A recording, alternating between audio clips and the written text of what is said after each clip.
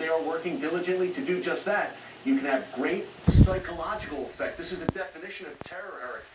Just on a bridge targeting people. At a stadium 2 weeks ago in Manchester targeting children creates great psychological terror. So ISIS, its followers, sympathizers are having great success in bringing their strategy to fruition right now, right here in the West. Well, you know, ISIS is calling on its supporters into waging attacks. Did your gut tell you that when we find out more about these guys, that they will likely, well, first of all, radicalize? Secondly, that they may have been adhering to ISIS's call.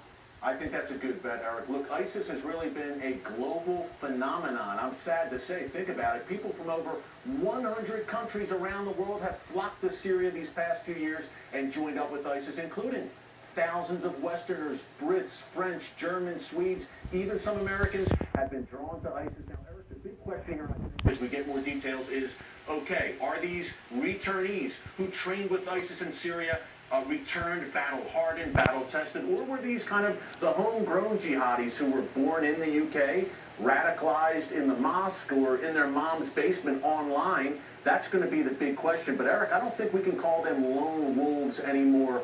All of these terrorists, whether they are in London or Brooklyn or Raqqa, Syria, they may not know each other, but they are all connected by an ideology. That is an amazing and vital point, Eric, because even if someone is radicalized alone in the basement, they're still following the radical jihadist, influence and philosophy. Yeah, Eric, they're marching to that ISIS jihadist drumbeat, and they are all interconnected by this belief system, this ideology. They are at war with the West. Make no mistake about it. I don't think most Western leaders have come to that realization yet. Well, Theresa May it seems that maybe Theresa May has now come when she came out saying that basically it's a new phase. Let me play you something that she said, where she admitted that there's been too much tolerance of the radical jihad, extremist language and this sort of thing. Let's listen to her right now. There is, to be frank, far too much tolerance of extremism in our country. So we need to become far more robust in identifying it and stamping it out across the public sector and across society. That will require some difficult and often embarrassing conversations. But the whole of our country needs to come together to take on this extremism. And we need to live our lives not in a series of separated, segregated communities, but as one truly united We're on attack.